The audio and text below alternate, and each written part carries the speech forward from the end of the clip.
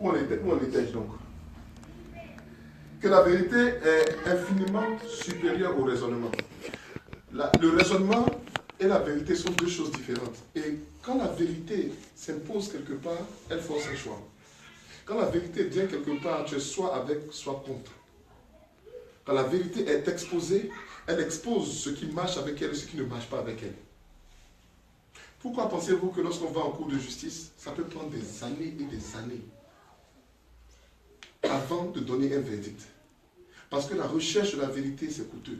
Parce que trouver la vérité, ça prend du temps. Parce que Dieu lui-même, étant un Dieu de vérité, sait que lorsque quelqu'un n'est pas dans la vérité, il a des conséquences. Lorsque quelqu'un est dans la vérité, il a des conséquences. Il y a ce qu'on appelle des mérites de la vérité. Mais je veux commencer ce qu'on appelle la vérité avec ses armes. Quand la vérité est dans une personne, quand quelqu'un veut vivre dans la vérité, il y a des manières de le déterminer, de le voir. C'est très facile. Sa manière de penser, sa manière de parler, sa manière d'agir. On voit dans ta manière d'agir ce que tu penses. On voit dans ta manière de parler ce que tu penses. Et on sait ce que tu penses, la manière dont tu agis. Et on est sûr de ta pensée en fonction des actions que tu poses, quel que soit ce que tu dis. La vérité, donc, lorsqu'elle saisit une personne, lorsqu'une personne est dans la vérité, on voit qu'il n'y a pas de contradiction entre ce qu'elle fait et ce qu'elle dit.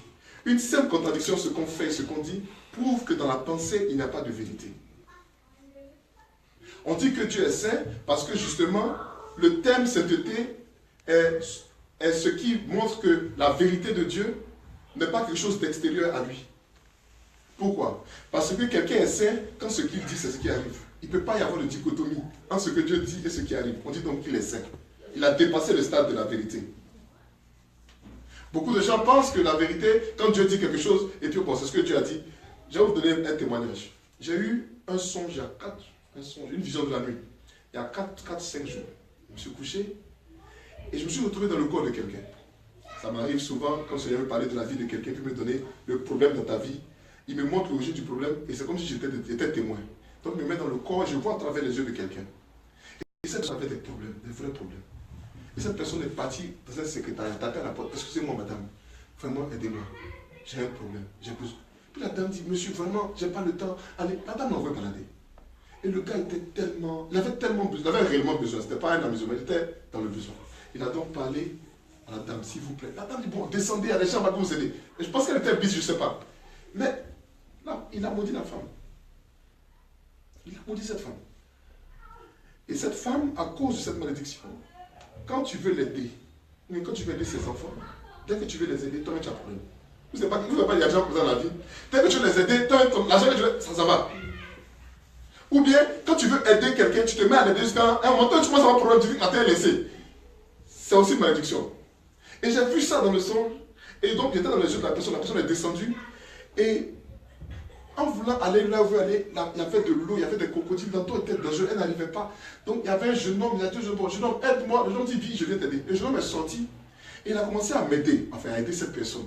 Et puis, à traverser. Et sur la route, là, je me rends compte que c'est un démon. Donc, je gifle la personne. Il dit, démon. Il sait qu'il est découvert. Il dit, bon, tu vas me montrer où est-ce que ce que je cherche est caché. Je ne sais pas exactement ce que je cherchais, mais je savais que je cherchais quelque chose. Donc, il m'a pris, on allait maintenant, on est descendu dans le monde des enfers. Le monde des enfers, tu lèves les bouts pour la paix. Quand on avance, je le gifle, il sait que c'est un démon. Je gifle, on avance, je gifle jusqu'à la vie m'a montré ce que je cherchais. Quand j'ai pris et puis j'ai ouvert la porte pour ressortir de là, je me suis retrouvé au mariage d'une fille. Mais le Seigneur m'a dit, c'est la mère de cette fille-là qui était la secrétaire. Et voici la malédiction que tu viens d'amener sur sa vie. Amen. Cette vérité dans l'esprit. Et puis comment tu vas dire à la personne là, c'est deux choses différentes. Quand je l'ai appelé, je ne savais pas comment lui expliquer tout ça. Il dit, bon, j'explique d'abord le rêve, la vision de la nuit. Puis tu sais que tu dors, puis après tu sais que tu ne dors plus, tu es réveillé, puis tu vis quelque chose. Et puis après, je te dis ce que je pense. Donc la première question que je demande, est-ce que ta maman est secrétaire? Elle dit, oui, maman est secrétaire. Au premier étage. Il dit, bon, c'est que c'est bon. C'est que je sais que la moitié du rêve, c'est la réalité. Et je lui ai expliqué. Et après, je lui ai dit, comme tu es la seule personne qui m'a dit que tu as te marier dernièrement, et je suis rentré dans ton mariage, c'est comme ça que j'ai su que c'était ta mère, et Dieu m'a confirmé que c'était ta mère. Que tu n'es pas la seule dans ta famille, toi, tes frères, quand quelqu'un veut vous aider, Et c'est à cause de cette malédiction, justement. Non, est-ce que sa maman est serviable? Sa maman aide beaucoup de gens. Je dis, c'est vrai. Ça peut être, enfin, je ne sais pas. Ce que c'est que cette personne, elle avait vraiment besoin. Malheureusement, la veille n'a pas pu l'aider. Et c'est ça qui a fait qu'elle a un problème. Le problème de la vérité, c'est quoi? C'est que la vérité peut être très forte dans l'esprit. Mais la manière de s'exprimer, ça change. En tout cas, dans l'atmosphère spirituelle, ce qui se passe. C'est en cela qu'il y a 3 degrés de vérité. La vérité peut agir de manière immédiate, elle peut être de manière temporaire, et elle peut être de manière éternelle. Quand Dieu parle, ce qu'il dit est éternel. C'est une vérité qui, quelle que soit l'atmosphère que ça traverse, ça arrive. Lorsque nous sommes loin de Dieu, lorsqu'un homme dit la vérité qu'il dit est limitée par l'auditoire. Ça reste la vérité, mais c'est limité par l'auditoire. Je vais vous donner un exemple. Lorsqu'on prend le livre de la Genèse et qu'on lit comment Dieu a créé le monde, aujourd'hui les scientifiques ont un problème avec ça. C'est pas possible, Dieu n'a pas créé en 7 jours. Non, ça a pris des millions. Quand ils expliquent quoi? Ça a pris des billions d'années. C'est pas possible, non. Et Dieu les dinosaures. Et il y a des gens qui se permettent de prendre cet exemple de Genèse pour dire que la Bible est en erreur. Alors que lorsque Dieu parle, sa vérité là, ça est éternel, ça ne peut pas changer. C'est en cela qu'au lieu de se rebeller contre ce qui est écrit, il faut essayer de plonger dans les Écritures pour comprendre vraiment ce qui est écrit. Parce que Dieu n'a pas menti. Quand nous faisons une délivrance, quand je dis à un démon, bon, je t'attache, tu ne bouges pas, mais je te paralyse, ce que je dis ne dure pas une journée. Ça peut faire des heures. Et puis après, il commence à bouger encore. Parce que l'onction de la vérité que l'homme peut prononcer peut être très forte, mais ce n'est jamais éternel. Est-ce qu'il fait la différence entre Jésus-Christ et puis nous? Sinon, on a dit que Jésus, il est homme, mais il n'est pas prophète comme les autres prophètes. Ce qu'il dit là, ça reste. Et quand tu dis ça, quand tu dis, bon, démon, je ne sais pas, il y a des démons qui essaient toujours de se battre, et toi, j'en connais qui veulent parler, il prend couteau, machette, il y en a qui ont prêché, se lève, et bon, tout ce que tu as fait, c'est de paralyser là où il est. Il ne peut plus bouger. Tu peux dire, tu restes jusqu'à ce que je finisse de prêcher. Il est bloqué jusqu'à ce que tu finisses de prêcher. Il n'y a pas de problème. Et quand il est malin lui-même, il regarde et puis il s'en va. Il préfère laisser la personne tombe. Et puis il s'en va. Il se cache quoi. Et puis voilà. Là, il sait qu'après. Sinon, quand il a paralysé comme ça, ce que tu as dit va faire. On voit des vidéos sur l'internet où les gens font manger les gens des herbes. Tu peux faire ce que tu veux du démon.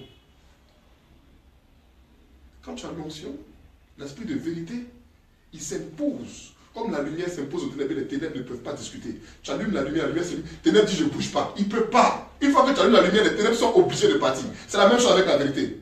Lorsque tu es loin et que tu parles en vérité, le démon est obligé d'accepter ce qui se passe. Peut-être pas éternellement, mais il est obligé d'accepter.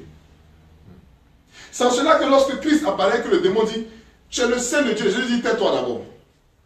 Et puis il dit, mais attends, le démon se rappelle, dit, mais mon temps n'est pas encore arrivé. Tu peux pas venir me troubler alors que mon temps n'est pas encore arrivé. Vous comprenez? Parce qu'il sait qu'il y a un temps pour lui. Et comme le temps n'est pas arrivé, dans la vérité, Christ ne peut pas le troubler. C'est la vérité. Le combat de délivrance est un combat de vérité. La prédication chrétienne est un combat de vérité. Saint Paul dit, il y a des pensées qui sont captives. Et nous libérons ces pensées-là par notre prédication. Nous amenons toute pensée captive à l'obéissance à Christ. Parce que l'obéissance à Christ est la vérité. Le problème de la vérité, c'est que lorsqu'une vérité est prononcée avec le backup de Dieu, parce qu'il y a des vérités qui sont sans le backup de Dieu. Je suis voleur. Ça, c'est la vérité. Et je vole. Donc, si je suis voleur, c'est la vérité. Mais il n'y a pas le backup de Dieu. Donc, il n'y a pas onction sur ça là. Tu fais ça là, c'est bon. Hein, c'est la vérité, mais bon. C'est une vérité qui peut te rendre libre. Ça peut te rendre libre. Mais ça n'a pas le backup de Dieu. Vous comprenez?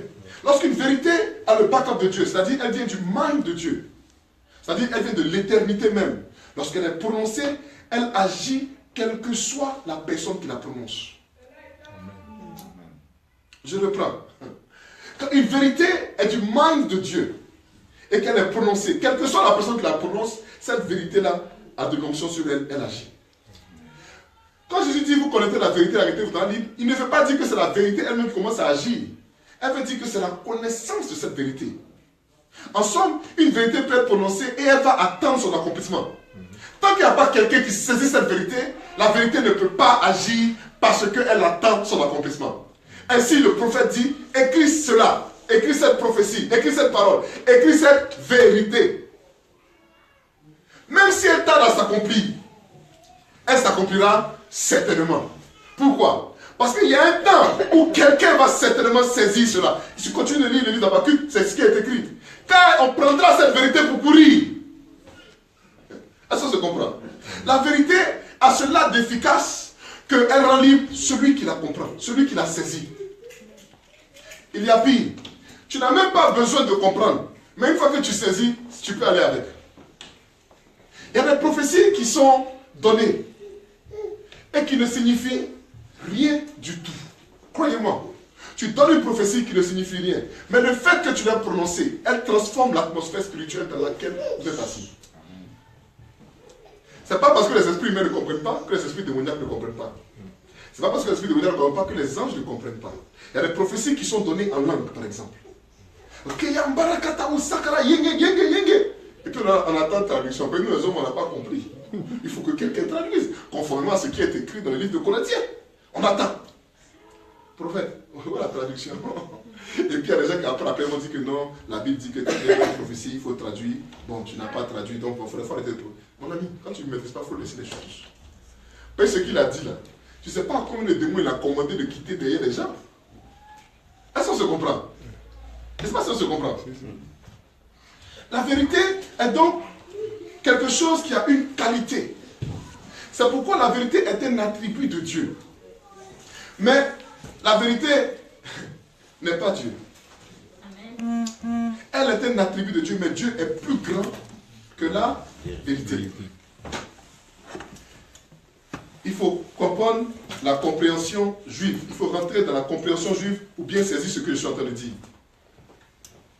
Si tu veux comprendre, si tu veux rentrer dans trop de théologie, trop de philosophie, tu peux conclure que Dieu est vérité. Oui. Jean peut finir par dire que Dieu est amour. Oui.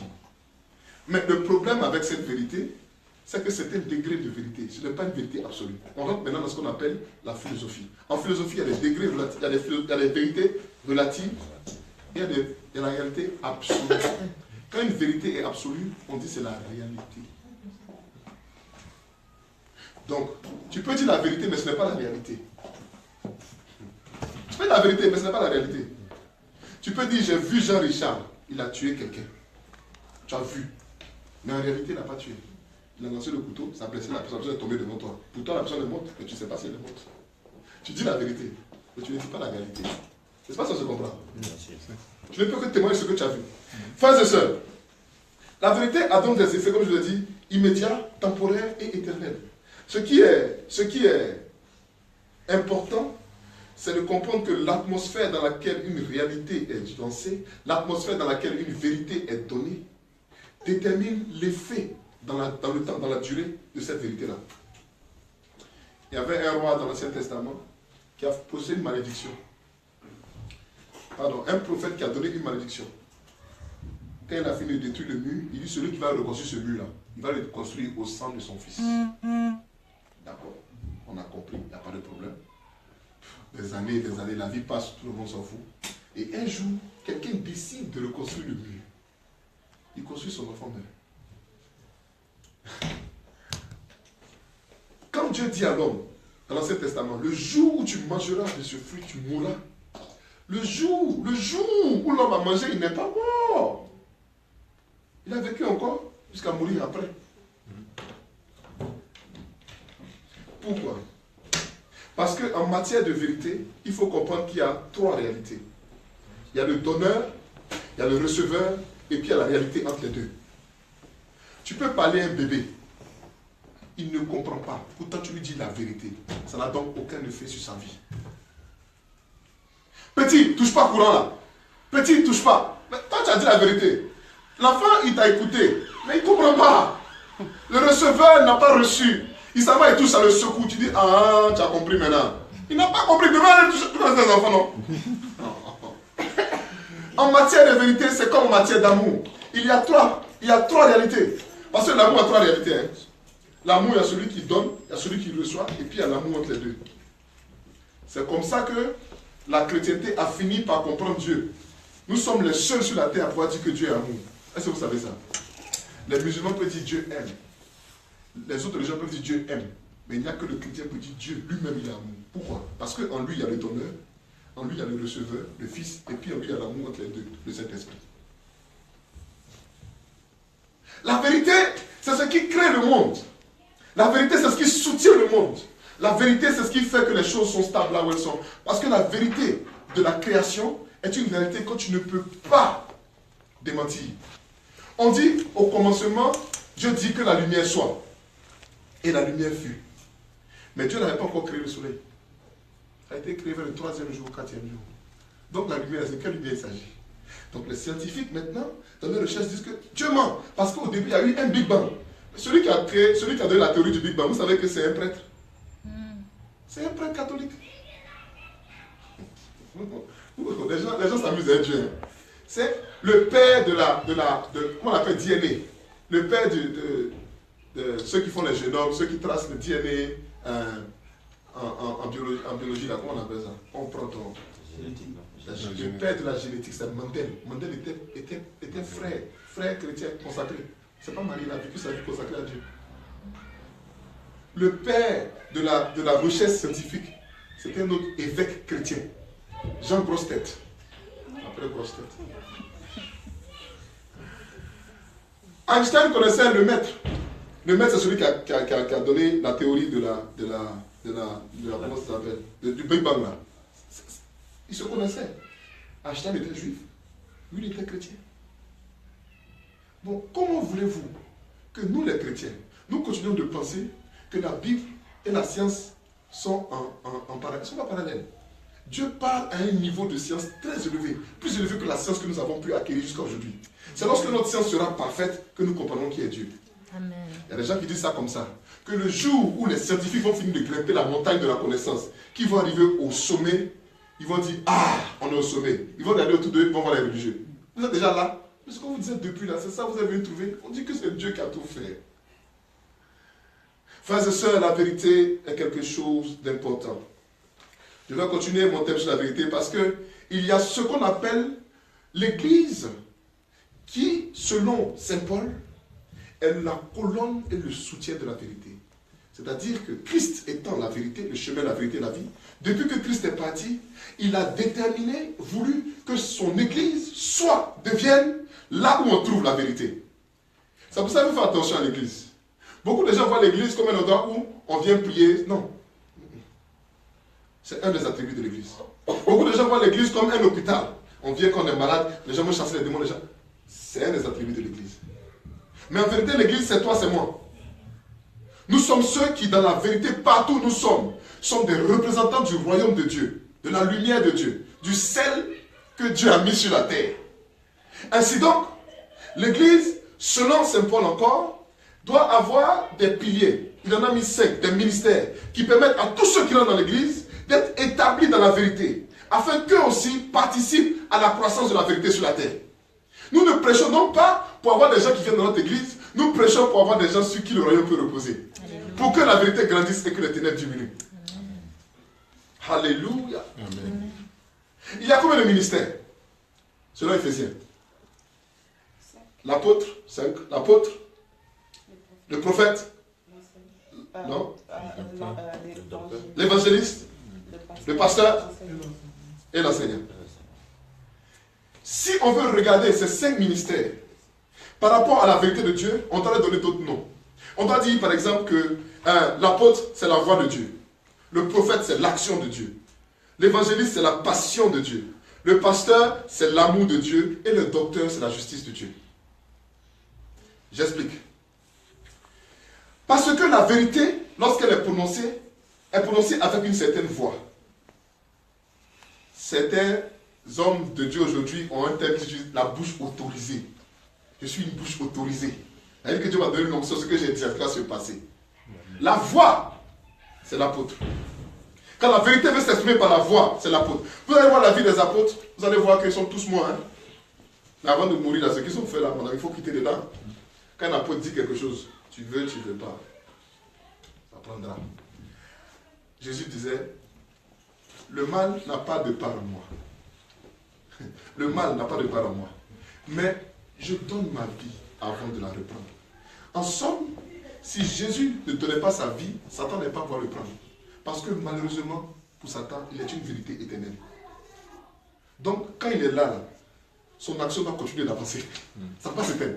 Sauf si lui-même il dit, bon, j'accepte de mourir. Auquel cas il peut mourir. Vérité éternelle.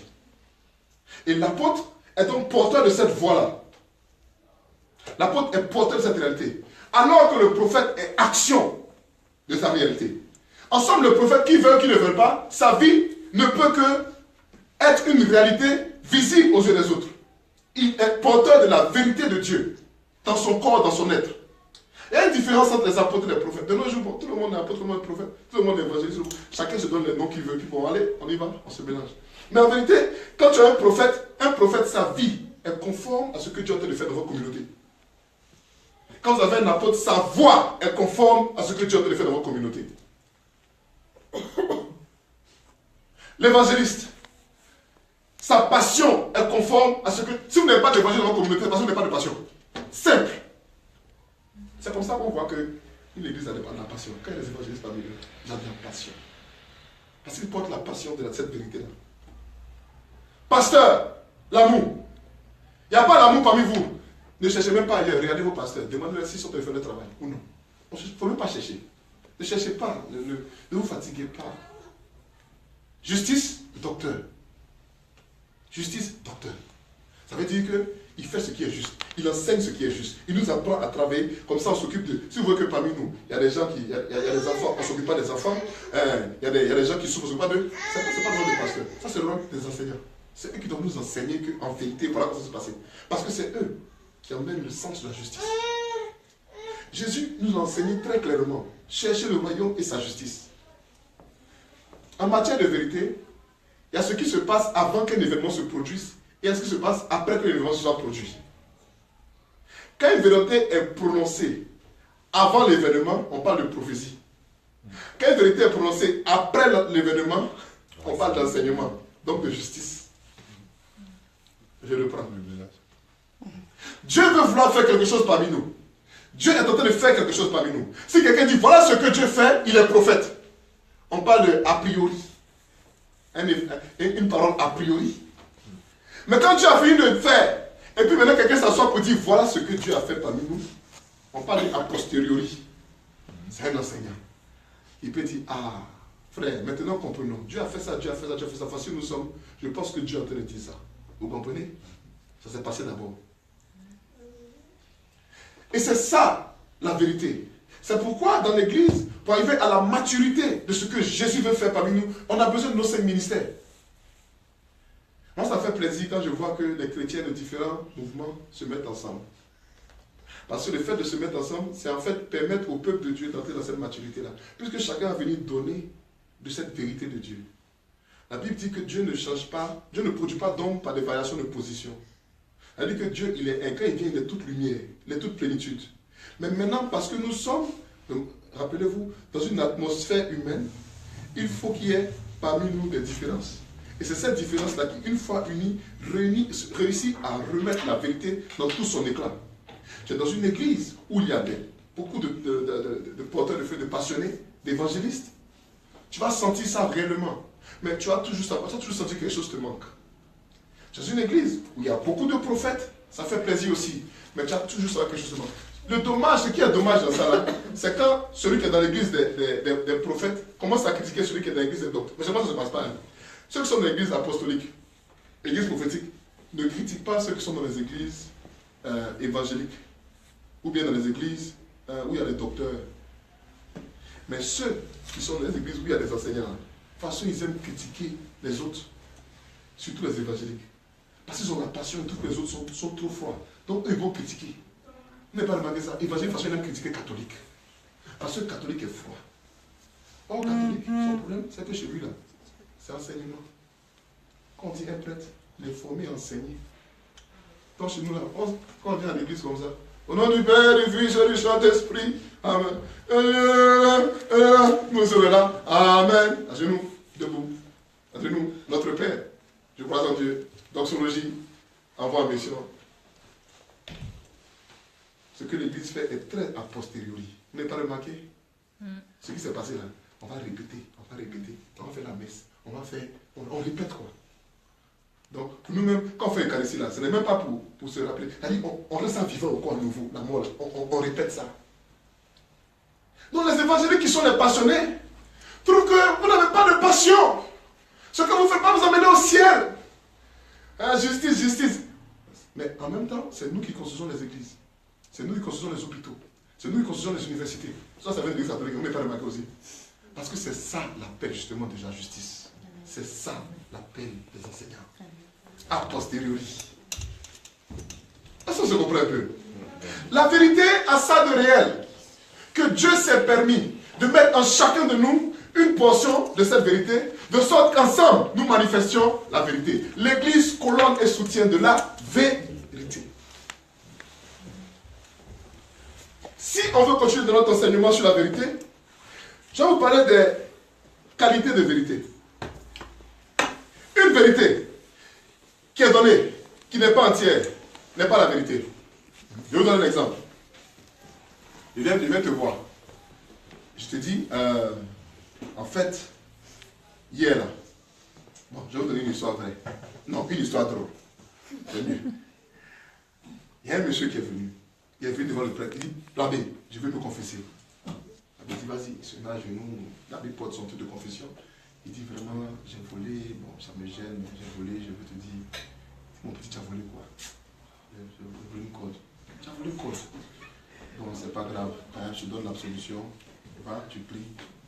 C'est fini. Comme tu as confessé, je le regrette, c'est bon. Dieu te pardonne. Le lendemain, il vient. L'abbé, il veut confesser. Pas encore? Oui. Pourquoi? Je ne sais pas, j'ai volé le code. La même code là? Oui. Mais tu as déjà confessé? Mais l'abbé, ça me fait mal. Comment ça? Vraiment, il faut demander à Dieu je donne l'absolution. Enfin, cette fois-ci, il fait 3 jours de jeûne. Parce qu'on dirait que ça n'est pas parti. 3 jours après, il vient. L'abbé, je vais me confesser. L'abbé dit non, mon ami. Vraiment, ta confession là, je ne comprends plus. Qu'est-ce que tu as volé? Code.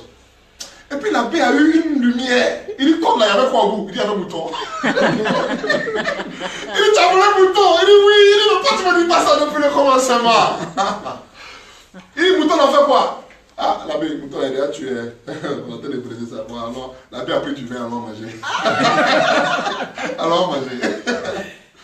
Vous savez, parce que la vérité, quand elle n'est pas entièrement dite, n'est pas la vérité. Je ne sais pas si on se comprend. C'est trop facile de venir dire à sa femme ou à son mari la moitié de la vérité. Tu étais où? J'étais dehors. Non, on sait que tu étais dehors, tu viens d'arriver. Je demande, tu étais où? Avec tes amis. Amis, là, c'est filmé ces garçons. Il y avait les deux. Parce que l'ami au téléphone, c'était mon ami garçon. Mais la fille avec qui j'étais, bon, ça, c'est les deux. Donc, depuis, tu as tes amis dehors. Oui, non. C'est pour ça, Jésus parlait, il dit en vérité, en vérité. Il veut dire dans toute la vérité. Lorsque la vérité vient en moitié, elle est mensongère. Lorsque la vérité vient entièrement avec un seul touche changé, elle est mensongère. Je vais vous donner un autre exemple. Voici un gars qui vient chez Ngo avec, c'est une histoire vraie, avec une Mercedes. Il pointe tout ça. La boule, c'est ma voiture, pas de problème. Fini, il a fait toutes ces bêtises. Nous, on connaissait le gars, hein? Lui était chauffeur. D'un de nos oncles là. Donc la voiture là, c'est la voiture de l'oncle. Mais comme il était le chauffeur, il a toujours la voiture. Mais c'est ta voiture, il dit oui, c'est moi qui conduis toujours. Il a dit toute la vérité avec un petit élément changé. C'est moi, je conduis toujours. Mais est-ce que c'est pour toi? Non, la voiture n'est pas à toi, c'est toi qui conduis toujours. Oui. Tu peux dire la vérité, tu changes un petit élément, tu n'as pas dit la vérité. En cours de justice, pour établir la vérité, on dit je jure de dire la vérité. Rien que la vérité. Pourquoi? Parce qu'il y a des gens qui disent toute la vérité et puis ils ajoutent un petit truc encore après. Et ce petit truc détermine tout le changement. Hein? Il va te raconter toute la vérité. Bon, en fait, mes parents, quand j'étais petit, m'ont abandonné. Puis les gens commencent à l'écouter. Vous avez vu les trucs de télévision, non? Quand on fait et puis on montre la vie de quelqu'un qui veut jouer guitare bien. Puis il dit, j'ai été abandonné petit. Mes parents m'ont laissé. À l'âge de 12 ans, il y avait la guerre dans mon pays. On m'a arrêté avec une balle. Je me suis mis dans un bateau, je suis exilé. Je suis arrivé en Europe. Et j'avais la passion de la musique. Donc j'ai commencé à faire de la musique. Et donc quand j'aime écoute, et puis il fait un chat qui fait pitié là. Oh, il devient star en même temps. Ah, il devient star en même temps. Il a dit la vérité, non? On dit bon. Excuse-moi, tu dis que tu t'es exilé, comment? Bon, il y avait mon oncle là. C'est lui qui m'a donné l'argent pour venir. Ah, non, tu avais un oncle là-bas. Ça change toute l'histoire. Vous comprenez pourquoi donc on veut établir la justice? On dit, il faut dire la vérité. Toute la vérité. Rien que la vérité. Parce qu'une fois que tu changes cela, tu ne dis plus la vérité. Et Satan est le maître des demi-vérités et des vérités tordues. Or, la vérité est importante pour l'Église et pour le peuple de Dieu. Parce que Saint Paul nous enseigne que dans l'Église, nous devons nous dire la vérité. Nous devons, c'est impératif, puisque nous grandissons ensemble. Nous sommes membres d'un même corps avec Christ à la tête qui nous permet de grandir jusqu'à la maturité. Il faut que la vérité soit dans nos rapports. Il dit de se dire la vérité dans l'amour. Parce que la vérité aussi peut venir sans amour. L'origine de la vérité, pour nous chrétiens, doit être dans l'amour. Je vous explique. Je sais que Serge est méchant. Mais je veux que Serge change. Tout le monde dit que Serge est méchant. Et je veux que Serge change. Moi j'attends ma prédication. Frère Serge, tu es méchant. Je veux que tu changes. Je l'ai blessé. Changement là, il ne va même pas écouter. À partir de tu es méchant, là, le reste n'a même plus écouté. Il a assis parmi nous comme ça, son cœur commence à pleurer. Il se dit, si demain me voyez ici, là, vous êtes fort. Et puis, ça rit, ça joue. Après, ça joue, lui, hey frère. Dès qu'il a pris ça, vous ne le voyez plus. Parce que vous n'avez pas dit l'amour de la vérité. Quand j'entends certains prédicateurs d'un type du corps du Christ, c'est-à-dire, ils sont par exemple des évangélistes, sont une église d'enseignants de justice, parce que aussi, il y en a dans les églises catholiques aussi, il y en a plein comme ça, qui critiquent les autres. Évangéliques, moi je ne veux pas aller là-bas. Pourquoi? Et là, ils sont comme ci, ils sont comme ça, ils sont... Bon, on va quand tomber d'accord dans cette affaire-là. On va quand tomber d'accord. On dit de dire la vérité. On dit de dire la vérité dans l'amour.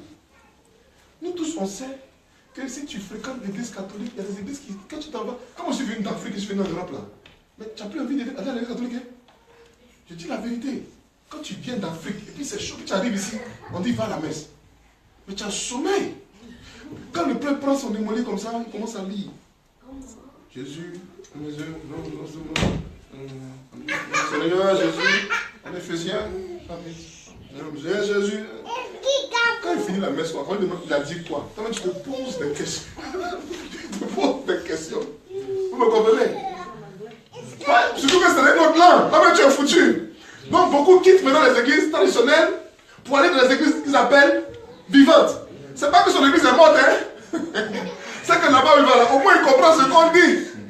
On se va là-bas maintenant. Voilà que l'homme de Dieu apprend la parole. Comme lui, on le comprend. Il faut qu'il mette le feu. Vous venez des églises où on adore une femme. C'est démoniaque. Bon, écoutez. Si la vérité n'est pas dite. Allez, ça va. Tu veux quoi? Si la vérité n'est pas dite dans l'amour, le corps du Christ ne sera jamais uni. Le mouvement œcuménique que nous connaissons aujourd'hui est un mouvement qui avance, où les gens ont compris que tu vas venir dans un dialogue. Tu ne viens pas pour avoir raison, tu viens pour exprimer la vérité. Quand les hommes ont commencé à comprendre que la vérité en elle seule se suffit, la vie a beaucoup changé. Tu peux venir dire à ta femme, je t'aime. Et puis elle va dire, tu ne l'aimes pas. Après 50 ans, 60 ans de vie commune, elle va savoir que ce que tu disais au début là, tu l'as vécu jusqu'au bout, elle sait que ce que tu disais était vrai. Ça peut prendre du temps par rapport à la personne. Ça peut, c'est vrai. Mais le problème de la vérité, il faut quand même qu'elle soit dite. Ça peut prendre longtemps pour qu'une vérité s'établisse. Elle reste la vérité. Vous connaissez des gens qui n'ont pas encore compris que quand ils rentrent dans le mariage, ou dans une relation avant le mariage, quand ils s'engagent à faire des vœux, pour dire à la personne, quel que soit ce qui va se passer, je vais rester avec toi pour le meilleur et pour le pire. Vous connaissez ce qu'on appelle le pi. Jenny, tu connais le pi? Oh, il y a pi et puis il y a pi. Non, il y a des gens même, ils ne connaissent pas encore le vrai pi. Il y a une dame à Lourdes qui est partie à Lourdes pour la guérison de son mari. Le jour de la lune de miel là, c'est là que le gars est tombé, il est devenu paralysé.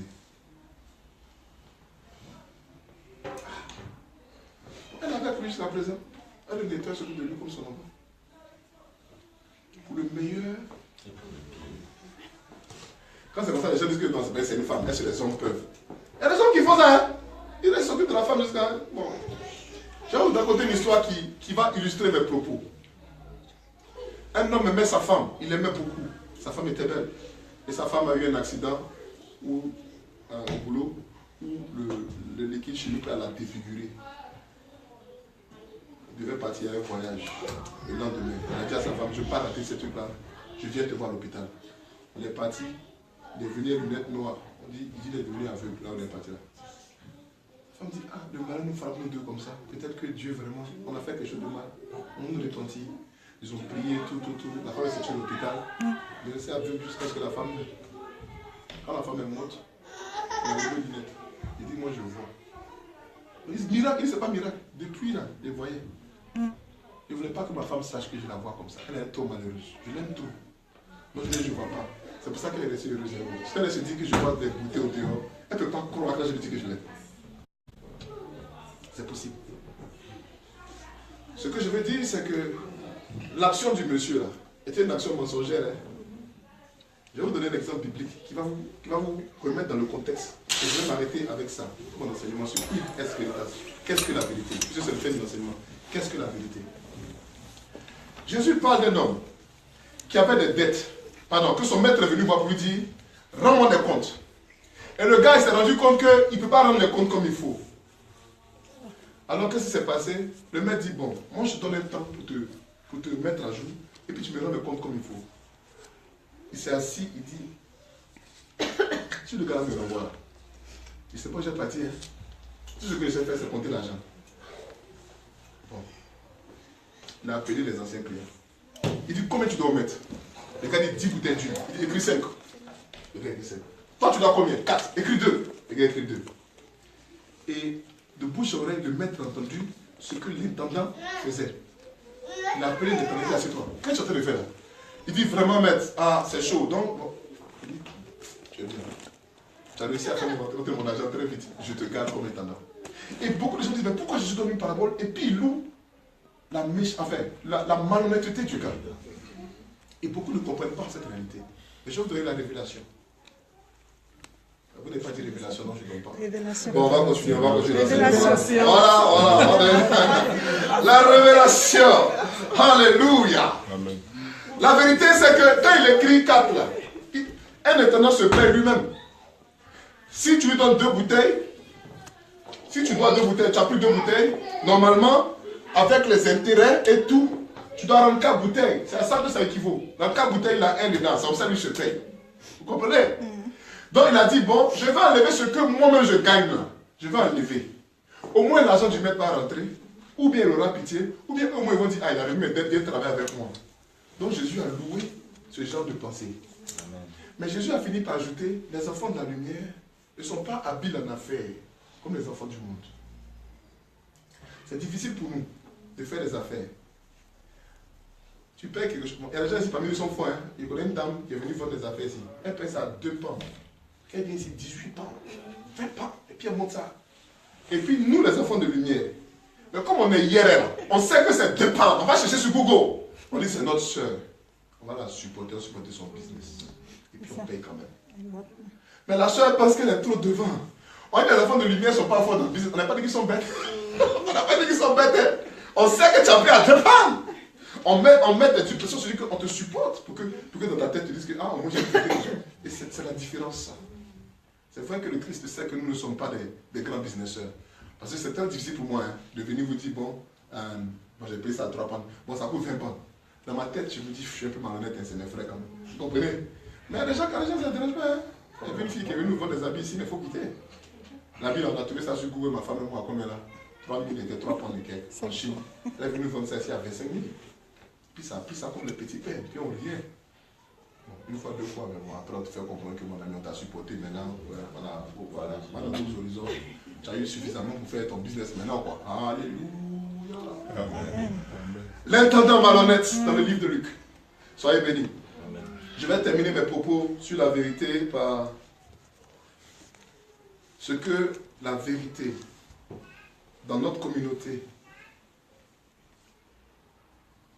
doit apprendre à être une vérité qui vient directement du cœur de Dieu.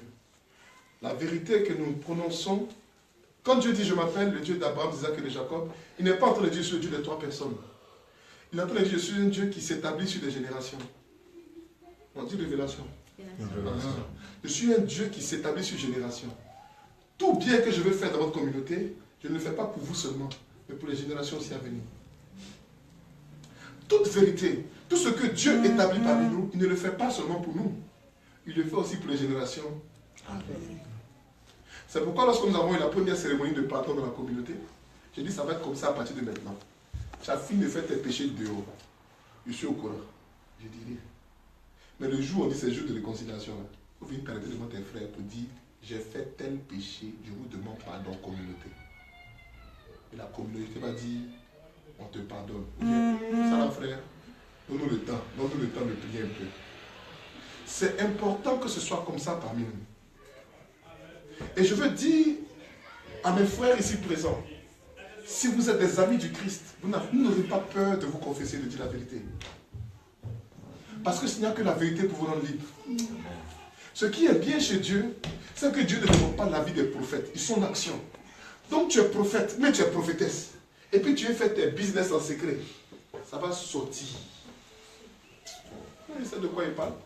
Tout le monde veut tricher. Il dit, tu n'as pas permis, tu peux conduire, il n'y a pas de problème. Si tu es prophète, on va t'attraper. Tu vas là. J'ai dit, tu n'as pas permis, tous ceux qui n'ont pas permis de conduire cela, ça ne fait rien. Toi, tu n'as pas permis, tu es prophète. On va t'attraper.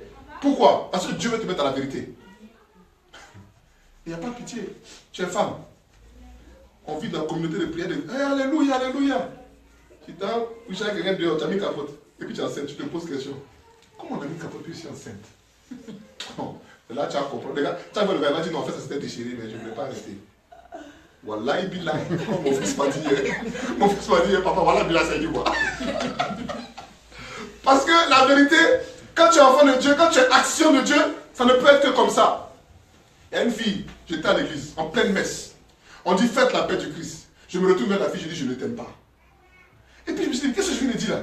Non, je vais essayer de dire autre chose. Elle dit non, je m'excuse. Je dis, c'est vrai, je ne t'aime pas. Je dis, mais qu'est-ce que je viens de faire? La porte, c'est la voix de Dieu. Tu ne peux pas mentir.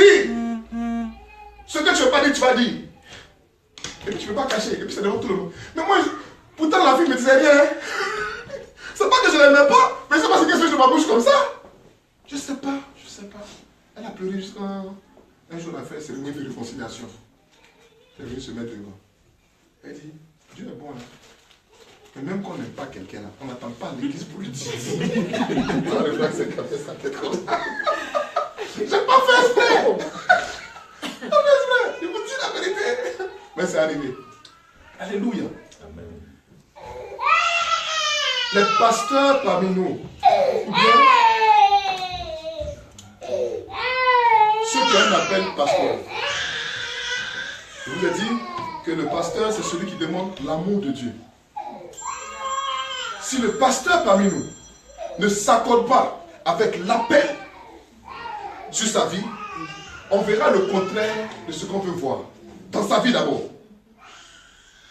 Dans sa vie d'abord. J'ai parlé des apôtres. Un apôtre, ça va te surprendre. Ta bouche va dire des choses, tu vas être surpris.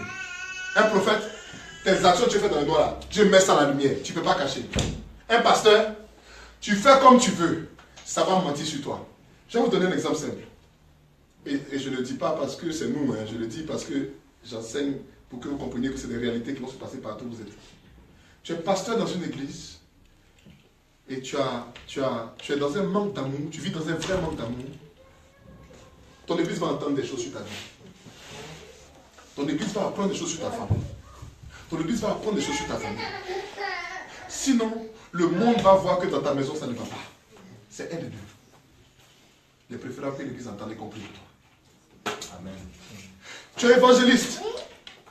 Et au lieu d'aller avec la passion du Christ, toi c'est la passion de autre chose que tu veux faire. Dieu n'a pas de problème avec ça. Ton bouillon là, ça va être bouillant devant tout le monde. Dieu n'a même pas de problème avec ça. Jusqu'au jour où Dieu va t'arrêter devant tout le monde. Quand les choses se produisent devant l'église, écoutez-moi très bien. Quand des choses se produisent devant l'église, quand il y a des draps, ça qu'on appelle draps, quand il y a draps devant l'église là, bénissez Dieu. Amen. Oh, je le prends. Bénissez Dieu. Amen. Vous savez qu'il y a plusieurs draps ici. Vous savez que notre vie là, ça s'est cassé. Donc. Les enfants jeunes, les enfants qui ont fait tomber, ça s'est cassé. Il faut savoir lire les signes. Il y a un autre qui est monté, il a cassé la vie d'en haut. Les enfants ont commencé à casser la transparence. Quand la transparence a commencé à manquer parmi nous, la transparence a commencé à se casser parmi nous. C'est clair, c'est comme ça. Quand on est en communauté, on dit on veut avancer vers une vie familiale, et puis à certains parmi nous commencent à se dire dans leur tête que non, moi je vais commencer à avoir mon style à part, ou bien je vais faire mes bêtises à part. Dieu n'a pas de problème avec ça. Mais Dieu va mettre le drap pour que ceux qui savent lire lisent. Quand le prophète Daniel a été appelé, parce que le roi avait pris les ustensiles de la maison de Dieu, pour venir boire et manger devant ses amis, en tant que bluffeur, il a pris ça dans le temple, c'est en or. Une main est venue s'inscrire sur le rebord du mur, teke, menel ou parsim. Il n'a pas dit le daï, on dit daïko est passé. Il regarde l'écriture comme ça, il dit j'avais vu une main écrite seule. Donc on va savoir ce que ça veut dire. Percer le mystère, on a fait venir un des anciens de son père, Daniel. Daniel dit, ah, Dieu dit, vous apaisez. Il a jugé. Vous ne pouvez pas tenir. C'est des signes. Et dans les communautés où Dieu est présent, où la vérité est là, il y aura toujours des signes. Et il est important qu'en tant que communauté, nous apprenions tous à lire les signes. C'est vrai, Dieu va donner toujours la grâce à quelqu'un de savoir lire. C'est vrai. Mais en même temps, nous devons tous apprendre, par rapport au don que Dieu nous a donné, à opérer dans ce que Dieu fait. Frère, parmi nous, il y aura toujours de l'hommerie. Je fais des erreurs.